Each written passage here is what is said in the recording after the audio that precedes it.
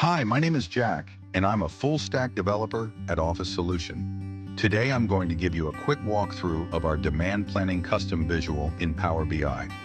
Let's begin. Once you enter the license key into the designated placeholder, the visual unlocks its main features. You'll notice the category drop-down becomes visible, and the logo label is removed. From here, you can interact with various inputs such as category selection, previous sales, current sales inventory stock, and choose a time period, yearly, quarterly, monthly, weekly, or daily. This custom visual helps you analyze and project inventory stock risk levels, growth rate, time-based forecasts. You can dynamically increase or decrease the forecast, and the visual will automatically update to reflect adjusted inventory levels, revised stock risk, updated growth rate.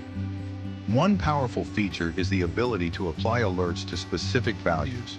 When a set condition is met, a bell icon will appear, drawing your attention to key metrics that need monitoring. So basically, this custom visual is designed to make your demand planning more intuitive, predictive, and actionable, all within Power BI.